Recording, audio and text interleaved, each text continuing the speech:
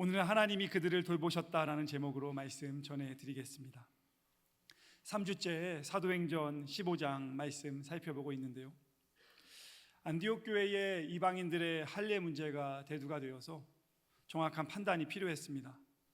이에 바울과 바나바를 포함한 몇몇 신도들이 예루살렘으로 올라갑니다. 예루살렘 교회에는 이 문제에 대해서 적합한 판단을 내려줄 수 있는 사도들과 장로들이 있었기 때문입니다.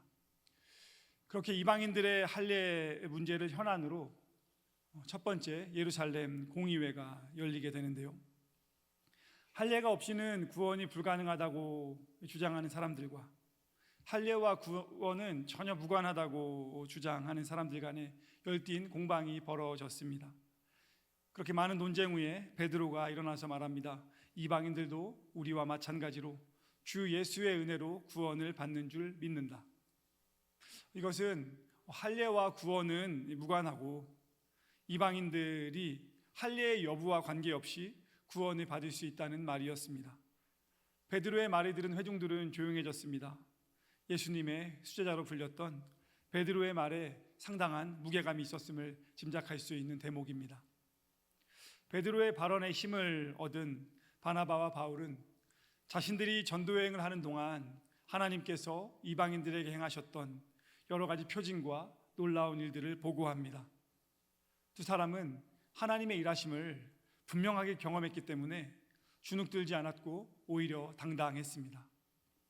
바울과 바나바가 경험했던 하나님의 역사는 일회성에 그친 것이 아니라 전도여행을 하는 동안 계속해서 누적되는 은혜였고 현재에도 여전히 새롭게 갱신되고 있는 은혜였으며 그들의 일생 동안 떠나지 않는 은혜였습니다. 여러분, 그들과 함께 하셨던 하나님의 은혜는 지금도 쉬지 않고 우리에게 역사하시고 하나님은 계속해서 우리에게 은혜를 베풀어 주시는 분인 줄 믿습니다. 하나님의 은혜는요, 1인당 한 번만 혹은 10년에 한 번만 그렇게 받을 수 있는 한정판 혜택이 아닙니다.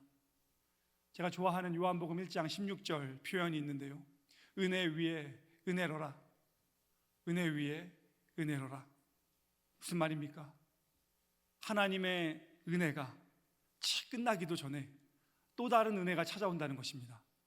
이미 은혜를 경험하고 있는데 그 은혜 위에 하나님의 은혜가 또 덮인다는 것입니다. 그래서 이것을 겹겹이 쌓여지는 은혜라고 표현하기도 합니다. 저는 우리 예일교회 성도님들의 인생에서 은혜 위에 은혜로라는 요한의 고백이 나의 고백되는 기쁨이 있으시길 주님의 이름으로 축복합니다. 혹시 먼 과거에 하나님이 베풀어 주셨던 어떤 은혜의 사건이나 특별한 체험만 붙잡고 살아가고 계신다면 2025년도 은혜의 갱신을 다시 소망하셔야 하지 않겠습니까? 다음 주간부터 특별 새벽 기도회가 이제 진행이 되는데요, 특별 새벽 기도회 주제가 이제 제 뒤에 있습니다. 아침마다 새로우니. 참 이 타이틀 누가 정했는지 너무 잘 지은 것 같습니다. 아침마다 새로우니. 누가 정했는지는 물어보지 마세요. 예레미야 애가 말씀에 여호와의 인자와 긍휼이 무궁하시니라. 이것들이 아침마다 새로우니 주의 성실하심이 큼이라. 여러분, 하나님이 가장 잘하시는 게 뭔지 아십니까? 하나님의 주특기가 뭔지 아세요? 새로운 은혜를 주시는 겁니다.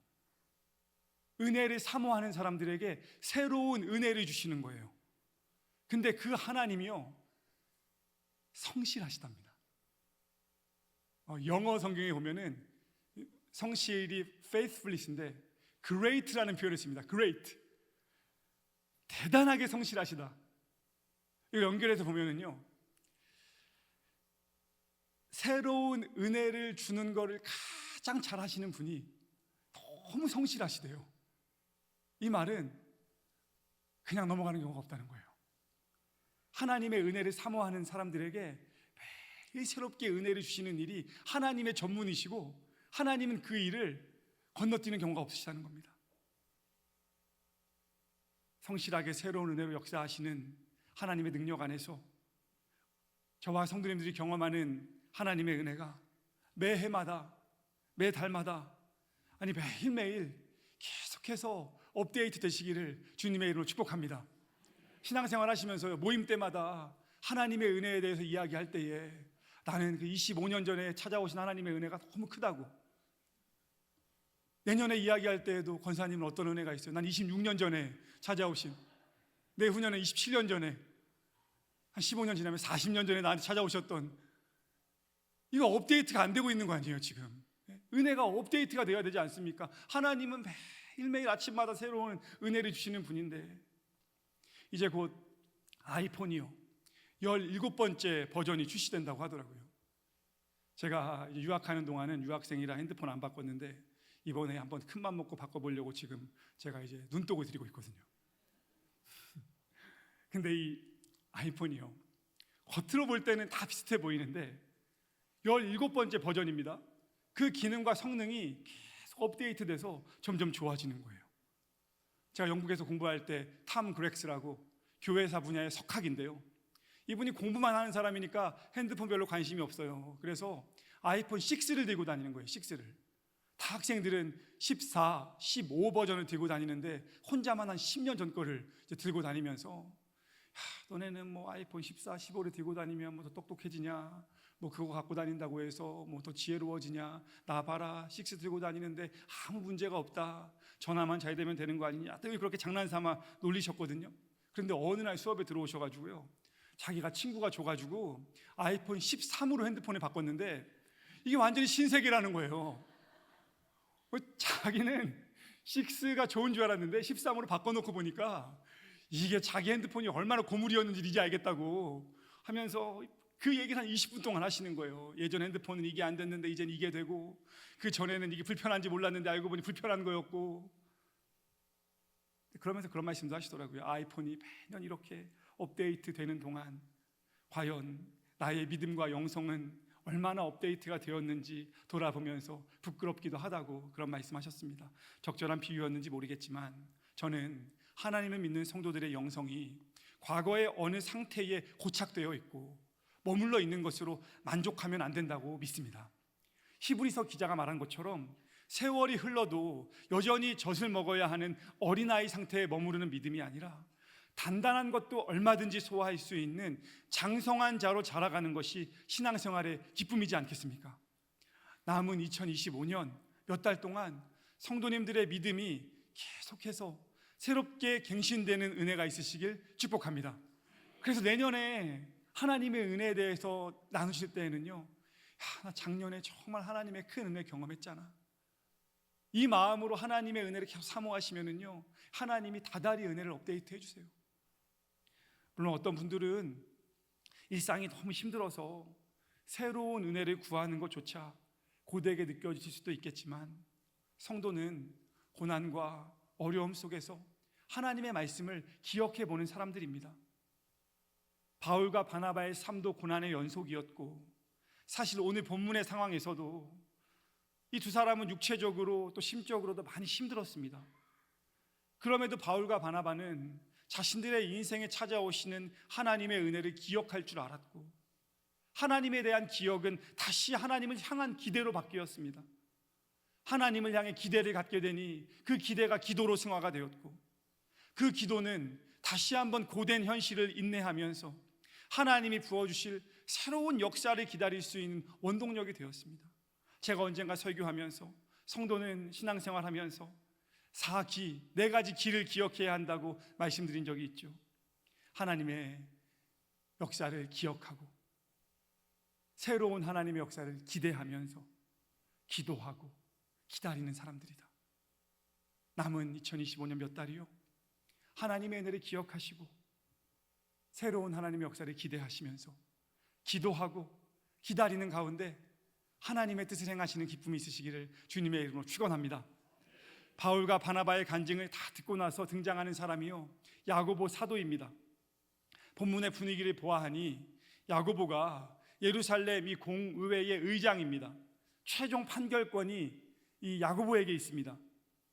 본문 14절에서 야고보가 이방인 최초의 구원 사건이었던 고넬료 일행의 일화를 언급하면서 하나님이 처음으로 이방인 중에서 자기 이름을 위할 백성을 취하시려고 그들을 돌보셨다라는 표현을 합니다.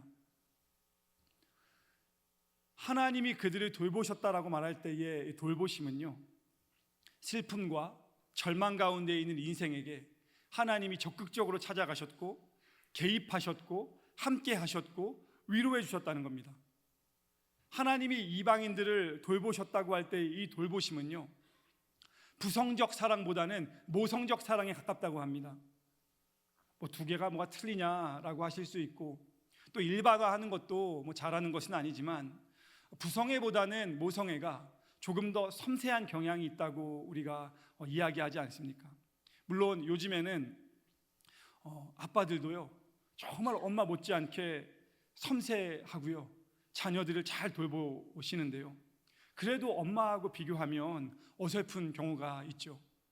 저는 아빠로서는 상당히 어설픈 사람이고요, 자녀들을 돌봄에 있어서도 마음은 늘 있는데 이게 행동으로 잘 연결이 되지 않았던 것 같습니다. 아이들이 어렸을 때, 물론 제가 이제 부목사였으니까 늘 새벽 기도를 가야 되기 때문에 그래서 그런 것도 있지만, 저는 아이들이 우는 소리가 한 번도 안 들리더라고요. 그렇게 울었다고 하는데 안 들려요. 엄청 울었다고 하는데 한 번도 들리지가 않습니다. 언젠가 한 번은 교회 이제 유치원 이제 원장님이 권사님이신데, 제가 그날 이제 저희 아내가 일이 있어서 제가 아침에 아이 옷을 입혀가지고 이제 유치원에 보냈습니다. 하교할 때 원장님이신 권사님이 나오셔가지고 저한테 그러시더라고요. 목사님, 예한이 아침에 옷을 뒤집어 입고 왔어요. 이거 목사님이 입히셨죠? 그러더라고요. 그래서 제가 권사님, 그럼 이게 지금 바로 입은 건가요? 그랬더니 바로 입혔대요. 저는 이게 바로 입은 건지도 모르겠다고. 뭐가 앞이고 뭐가 뒤인지. 제가 아침에 입혀놓고는 예쁘다, 아빠도 잘 입히지 그랬는데 이게 섬세함이 부족한 거예요. 부성애는 크고 넓고 관대하고 책임지는 사랑이지만 이렇게 엄마의 섬세함이 부족할 때가 있습니다. 반면에 엄마의 사랑은 많은 경우에 세심하고요, 때로는 아이가 표현을 하지 않아도 무엇이 아이에게 필요한가를 본능적으로 알아차리고 그 필요를 가장 좋은 방법으로 채워주는 경우가 많습니다. 그런데 오늘 본문에서요, 이방 사람들을 향한 하나님의 돌보심이 마치 모든 필요를 다 아시고 그 섬세하게 그 필요를 채워가시는 엄마의 사랑과 같았다라는 것입니다. 가만히 돌아보시면 성도님들도 인생 가운데 그런 사랑들 경험하신 기억이 있으실 겁니다. 그리고 앞으로도 하나님을 의지하시면서 하나님이 베풀어 주시는 그런 섬세한 사랑들을 많이 경험해 가시기를 주님의 이름으로 축복합니다. 제가 영국에서 생활한 지 1년 반쯤 지났을 2022년 여름에 케냐 감리교회에서 목회하시던 톰브라 목사님이라는 분이 계시는데, 이 부부가 제가 30대 때 케냐를 오고 가면서 1년에 한두 차례씩 선교할 때에 아주 가까워졌거든요. 근데 이분이 젊은 시절에 영국의 캠브리지에서 공부를 하셔서 뭐 연유는 모르겠지만 캠브리지에 작은 본인 집도 있으시고 케냐에 사시면서도 종종 영국을 오고 가시는 분이셨습니다. 근데 제가 스코틀랜드에 와서 공부한다는 이야기를 들으시고는 저한테 캠브리지 왔으니 한번 놀러 와라, 한번 와라 몇 번에 말씀하셨는데 제가 여러 가지 사정으로 못 갔습니다. 근데 한 번은 2022년 여름에 이번에는 좀 꼭 한번 와라, 다른 거 잠깐 내려놓고 와서 하루라도 쉬었다 가라 라고 말씀하셔서 제가 거절하기가 어려워서 처음으로 스코틀랜드에 있으면서 캠브리지라는 곳을 가봤습니다. 제가 캠브리지는 살면서 그 캠브리지 멤버스라는 옷만 들어봤지 한 번도 가본 적은 없었는데 그때 처음 가봤습니다. 근데 사실 가면서도 걱정을 했어요. 왜냐하면 시간이 오래 걸립니다. 기차를 많이 타야 되는데 기차표가 비싸요. 또 가면 하루 자야 되는데 숙박은 또 어떻게 해야 되나, 또 체류하려면 비용이 많이 들어가는데 유학생이니까 그런 고민이 되거든요.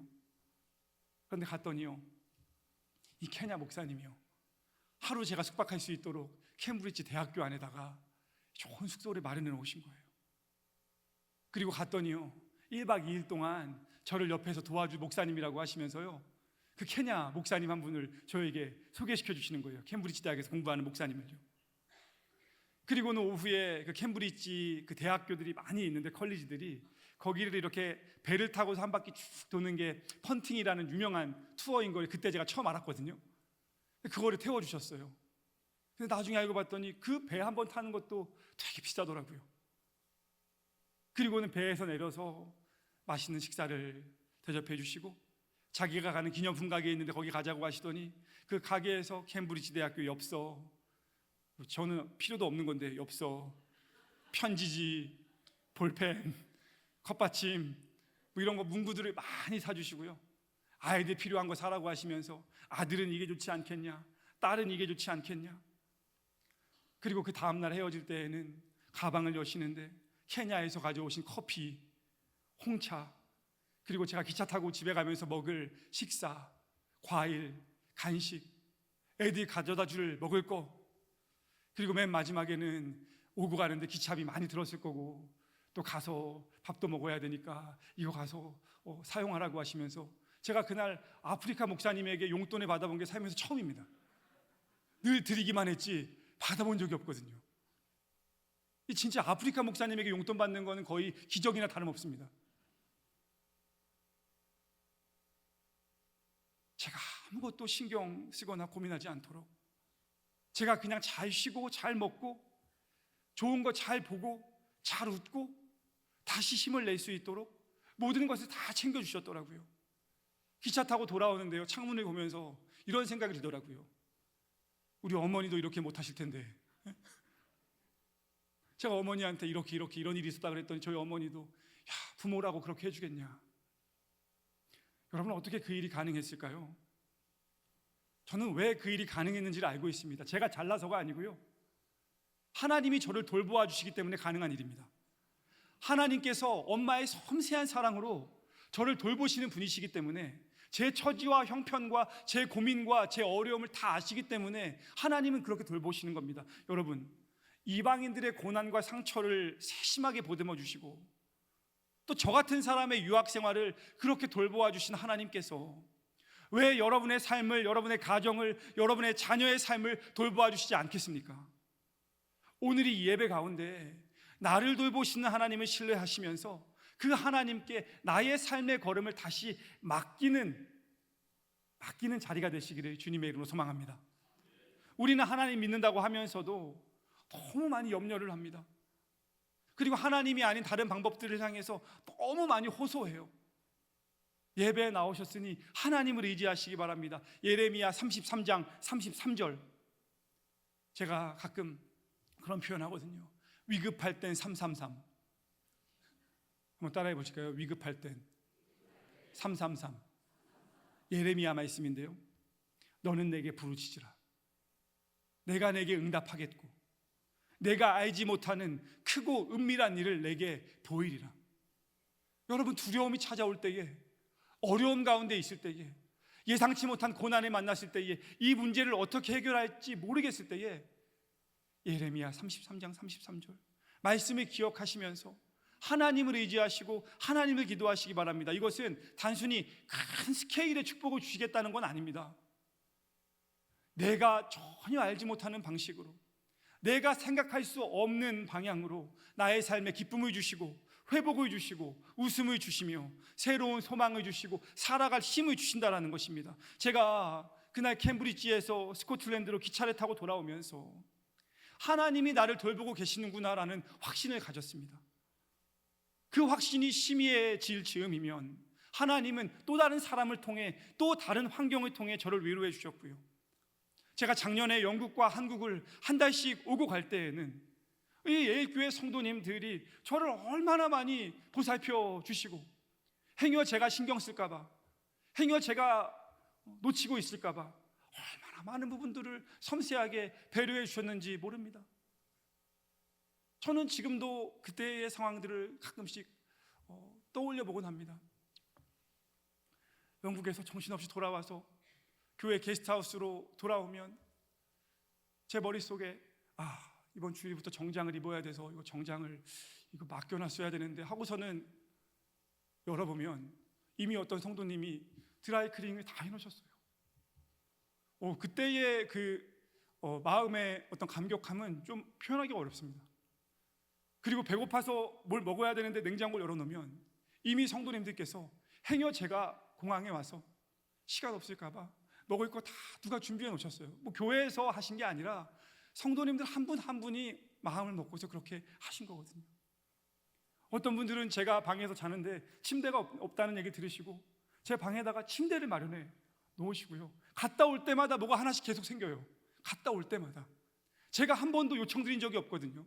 죄송하고 미안해서 제 입으로 요청드린 적이 없는데 그냥 갔다 올 때마다 어떤 때는 냉장고가 들어와 있고 어떤 때는 또 전자레인지가 들어와 있고, 그리고 지금 목회를 하는 상황에서도요, 그때와는 또 다른 사람들을 통해서, 환경들을 통해서 하나님이 저를 격려해 주시고 도와주시거든요. 여러분, 저는 하나님이 앞으로도 제 인생에 그러실 거라고 믿습니다.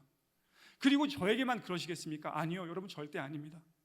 저는 여러분의 삶에도 하나님이 지금까지 그렇게 인도하셨고, 지금도 하나님 붙잡고 걸어갈 때에 하나님이 그렇게 우리의 삶에 찾아오시고, 앞으로도 여러분의 인생 가운데, 여러분의 인생뿐만이겠습니까? 하나님의 이 새로우신 은혜와 하나님의 성실하심은요, 내 아들, 내 딸, 대대손손 이어지는 하나님의 은혜이기 때문에 여러분, 오늘 예배 가운데 그 하나님을 다시 의지하시겠다고 잘 결심하시기를 주님의 이름으로 축복합니다. 야고보가 이방 신자들의 할례와 관련된 현안에 대해서 최종 판결을 하면서 17절에서 아모스 9장의 말씀을 인용합니다. 이는 그 남은 사람들과 내 이름으로 일컬음을 받는 모든 이방인들로 주를 찾게 하려 합니다. 이 말씀은요, 하나님께서 이방인을 향해서도 구원을 약속해 주셨다는 거예요. 여기서 주목할 점은 야고보가 바울과 바나바의 경험이나 혹은 베드로라는 사람의 지위나 그 사람의 말의 설득력 때문에 영향을 받아서 이렇게 판단한 게 아니라는 겁니다. 야고보는 지금 오직 하나님의 말씀에 근거해서 이방 신자들의 할례와 구원은 관련이 없다라고 판결을 한 겁니다. 야고보는 이 판결이 아모스 선지자를 통해 주셨던 하나님의 말씀과 일치한다고 확신했기 때문입니다. 이 장면은요, 왜 많은 사도들 중에서 굳이 야고보라는 인물이 이 예루살렘 공의회의 의장으로서 판결의 권한을 가졌는가를 보여줍니다. 여러분, 의장이 얼마나 중요한가 알고 계시죠? 우리나라도 최근에 여러 가지 정치적인 사안들로 인해서 각 부서의 장들, 그 장이 얼마나 중요한가를 우리가 잘 인식하고 있습니다. 야고보는요, 철저하게 하나님의 말씀을 토대로 판결을 내릴 수 있는 사람이었습니다. 그렇게 할 수 있었던 것은 야고보가 하나님의 말씀을 잘 알았고, 기도하면서 그 말씀을 의지했고, 하나님이 우리의 삶을 이끌어 가신다고 믿었기 때문에 그런 거겠죠. 또 이 장면은 저와 같은 목회자를 포함하여 우리 교회의 중직자들, 특별히 우리 집사님, 권사님, 장로님 되시는 분들이 말씀을 더 사랑하고, 말씀을 가까이 하고, 말씀을 묵상하고, 말씀을 의지하는 사람들이 되라고 권면합니다.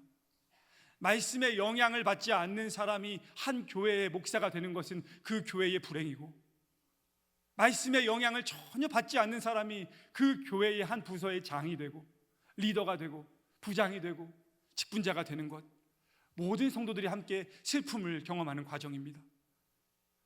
적어도 한 교회의 집사가 되고 권사가 되고 장로가 되었다는 것은 나는 세상의 무엇보다 하나님의 말씀을 가장 중요시 여기고 그 말씀에 영향을 받으며 살아가겠다고 공개적으로 고백하는 겁니다. 그래서 훗날 성도들의 묘비에 보면 다른 거 적히지 않습니다. 내가 세상에서 대표였다고 대표라고 묘비에 적습니까? 내가 사장이고 회장이었다고 묘비에다가 회장, 사장이라고 적는 사람이 있습니까? 아니요.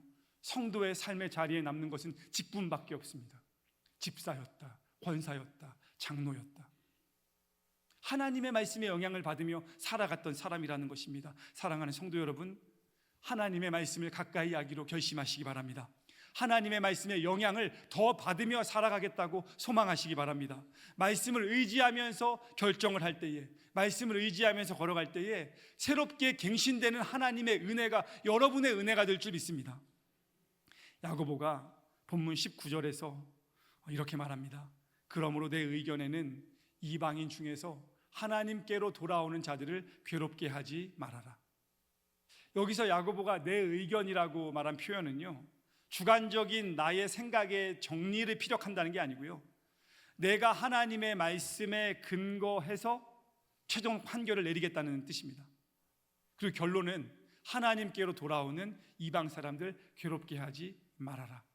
더 이상 할례 문제로 이방 신자들을 괴롭히지 말라고 요청합니다. 이것으로 오랫동안 진행되었던 바울과 바나바가 안디옥 교회 성도들과 함께 500km를 걸어서 왔던 그 중요한 현안에 대한 문제가 종결이 되었습니다. 할례와 구원은 상관이 없다.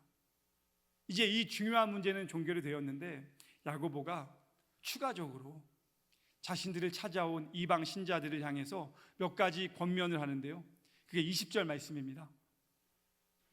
20절 말씀 우리 마지막으로 한번 같이 읽어보겠습니다. 시작. 다만 우상의 더러운 것과 음행과 목매어 죽인 것과 피를 멀리하라고 편지하는 것이 옳다.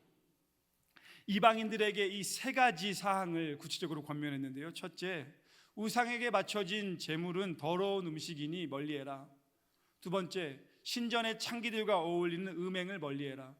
세 번째, 목매어 죽인 것과 피를 멀리하라고 하는데, 목매어 죽인 짐승은 피가 빠지지 않기 때문에 그런 고기를 먹는 것은 피째 함께 먹는 것입니다. 이는 피를 생명으로 여기는 유대인들에게는 아주 혐오스러운 일이었습니다. 그래서 야고보는 할례와 구원은 관계가 없지만 너희도 돌아가서 신앙생활할 때에 유대인들의 전통과 그들이 중요하게 여기는 것들을 고려하면서 이 세 가지 사항에 대해서는 주의를 기울여 달라, 구체적으로 부탁을 하는 겁니다. 여기는 깊은 뜻이 있습니다. 이방인들 또한 유대인들의 전통과 사고방식을 존중하고 이해해 달라는 것입니다.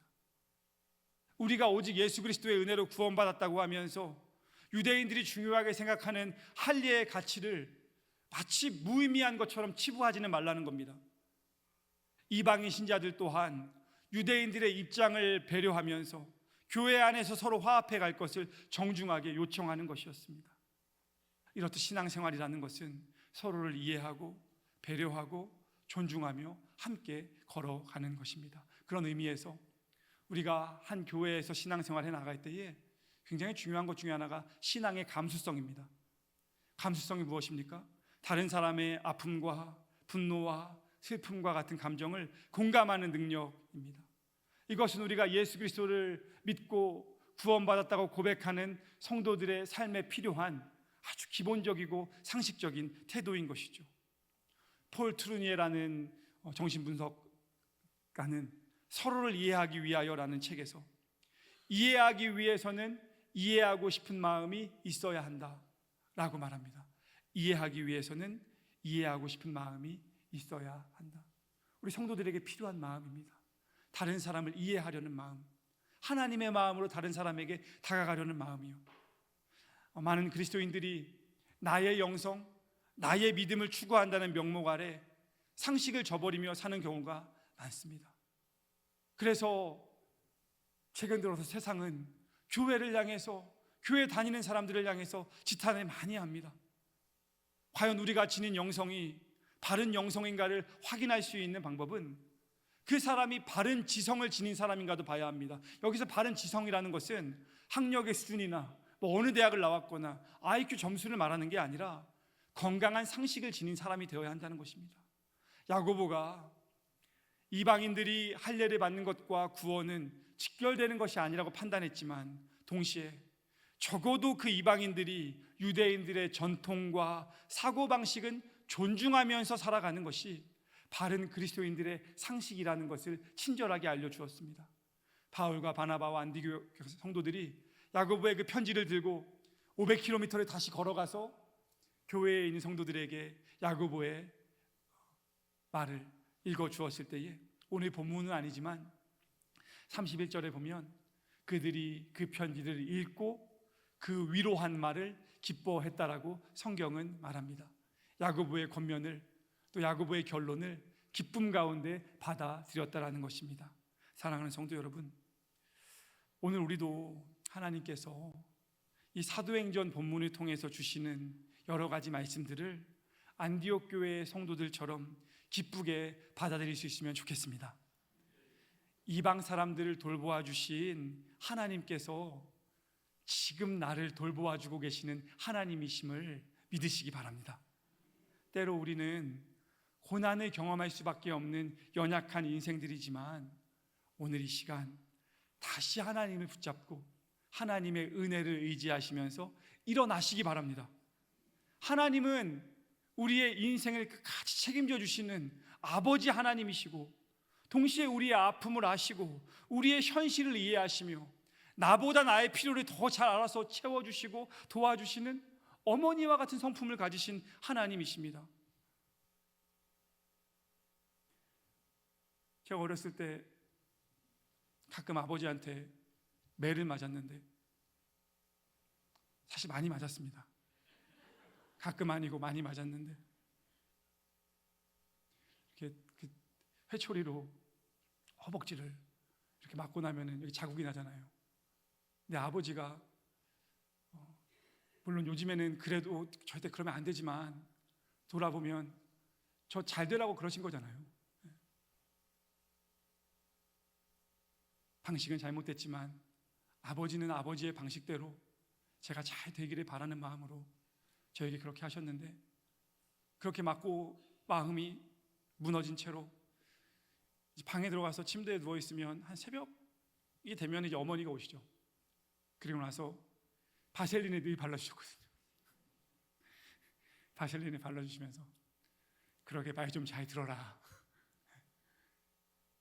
이제 그러지 마라, 엄마도 속상하다, 엄마도 마음이 아프다. 근데 생각해보면은요, 아버지는 아버지의 방식대로, 어머니는 어머니의 방식대로 제가 잘 되기를, 제가 잘 자라기를 바라셨던 것 같은데, 그것을 이제 와서 성경을 통해서 하나님의 관점으로 보면 하나님이 우리의 삶을 그렇게 늘 돌보아 주시는 것 같아요. 그때 필요한 방식으로, 때로는 아버지의 마음으로, 때로는 어머니의 마음으로. 왜 하나님이 앞으로 우리의 삶을 그렇게 돌보아 주시지 않겠습니까?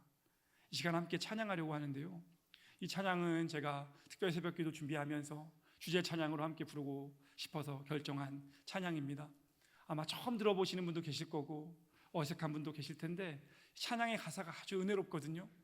또 제가 매번 부르는 찬양이 아니라 새로운 은혜의 갱신의 추구를 위해서는 새 노래, 새 찬양을 부르는 것도 상당히 중요하거든요. 그래서 저는 우리 성도님들이 예일교회 다니시면서 새로운 찬양을 계속해서 습득하시고 새로운 찬양을 통해서 새롭게 찾아오시는 하나님을 고백하면 좋겠어요. 오늘 가사에 보시면 한번 가사 좀 뒤로 넘겨주실래요? 네, 나 같은이라고 나오는 가사가 있습니다. 뒤로 한 번 더요. 그 다음 가사. 네, 여기에 보시면 나 같은 자도 사랑하여 주시고 한 번도 나를 떠나지 않으셨네. 그 다음이요, 아픔 속에 주를 작게 여기는 날. 우리는 그렇잖아요. 조금만 어려움이 찾아오면 주님이 작아지시지 않습니까? 근데 이방인들을 돌보신 하나님은 우리에게도 꾸짖지 않으시고, 그 다음이요, 내 손 잡아주시네. 다음이요, 오직 주님 안에 두려움 없네. 고난을 통해 나를 만드심을 믿네. 제가 이 성경을 보니까요, 사도행전 15장에요 바울과 바나바, 베드로, 야고보, 안디옥 교회 성도들, 이 사람들의 유일한 공통점이 하나가 있는데, 공통점이 뭐냐면 다 고난을 경험하고 있다는 거예요.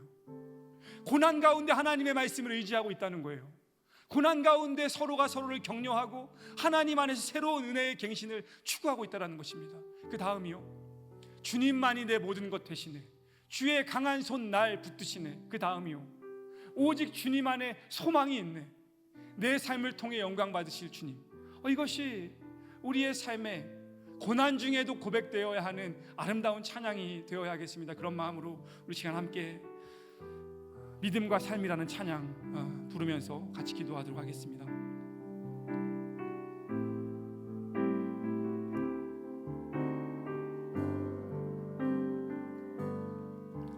믿음과 삶을 살아내는 실력이 너무나 다른 내 모습을 볼 때에 이 모습도 주가 사랑하실까? 자신 없는 내 모습 그저 주님 앞에 있네. 나 같은 자도 사랑하여 주시고 한 번도 나를 떠나지 않으셨네. 아픔 속에 주를 찾게 여긴 날 꾸짖지 않으시고 내 손 잡아주시네. 오직 주님 안에 두려움 없네. 고난을 통해 날 만드심을 믿네. 주님만이 내 모든 것 되시네. 주의 강한 손 날 붙드시네. 오직 주님 안에 오직 주님 안에 소망이 있네. 내 삶을 통해 영광 받으신 주님만이 내 모든 것 되시네. 주의 선하심 우리 처음부터 한 번 더 불러보겠습니다. 믿음과 삶을 살아내는 실력이 너무나 다른 내 모습 볼 때에 이 모습도 주가 사랑하실까? 자신 없는 내 모습 그저 주님 앞에 있네. 나 같은 자도 사랑하여 주시고 한 번도 나를 떠나지 않으셨네. 아픔 속에 주를 찾게 여긴 날 꾸짖지 않으시고 오늘 이 시간 내 손 잡아주시네. 오직 주님 안에 두려움 없네. 고난을 통해 날 만드심을 믿네. 주님만이 내 모든 것 되시네. 주의 강한 손 날 붙드시네. 오직 주님 안에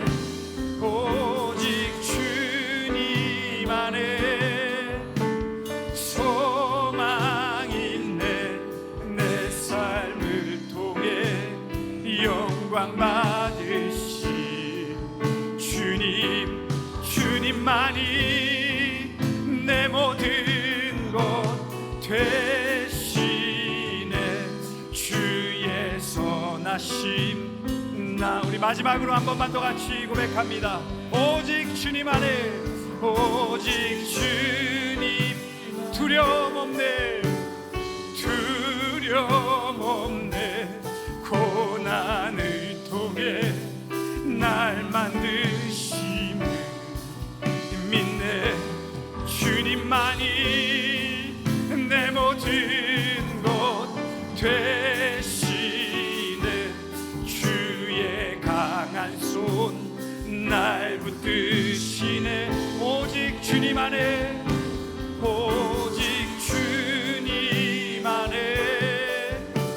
소망이 있네.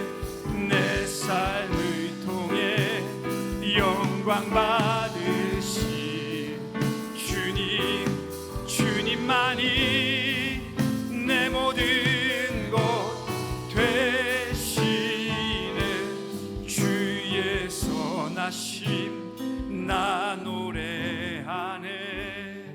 우리 시간 오늘 말씀을 기억하면서 함께 기도하시겠습니다. 바울과 바나바의 삶에, 베드로와 야고보의 삶에 함께 하시며 매일 새롭게 은혜를 업데이트해 주셨던 하나님의 그 능력은 지금 나와 함께 하시는 능력이십니다. 나의 과거의 삶에 함께 하셨고 지금도 나를 은혜의 갱신으로 초청하시며 일평생 우리의 삶을 은혜 위에 은혜로라, 겹겹이 쌓이는 은혜로 인도하시겠다고 약속하신 하나님은 나의 하나님이십니다.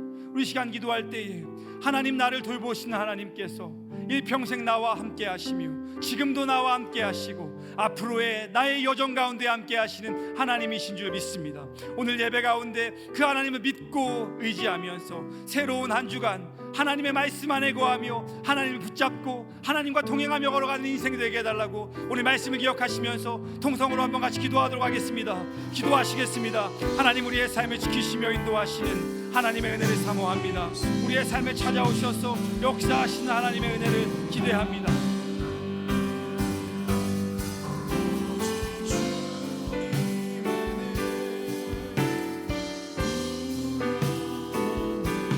바울과 함께 하시고 베드로의 삶에 역사하시며 야고보와 바나바의 삶에 역사하셨던 하나님께서는 나의 하나님이시고 나의 아버지 되십니다. 섬세한 사랑으로 그들에게 찾아오셨던 하나님께서는 오늘 나의 인생 가운데 찾아오시며 섬세함으로 나를 돌보아주시는 하나님이십니다. 하나님의 은혜 가운데 그 하나님을 의지하면서 말씀 가운데 거하며 나아갈 수 있도록 주님 인도하여 주시옵소서. 새로운 한 주를 살아갈 때에 때로는 어려움도 있고 고난도 있고 두려운 순간도 있지만 낙심하지 않고 하나님의 은혜 가운데 거하며 늘 함께 하신 하나님께서 나를 새롭게 하심을 믿으며 하나님을 의지하며 나아갈 수 있게, 다시 일어날 수 있게 주님 인도하여 주시고 주님 도와주시고 주님 함께하여 주시옵소서. 주님의 능력 가운데 거하며 주만 의지하며 나아갈 수 있게 주님 인도하여 주시옵소서. 오직 주님 안에, 오직 주님 안에 두려움 없네. 고난을 통해 날 만드심을 믿네. 주님만이 내 모든 것 되시네. 주의 강한 손 날 붙드시네.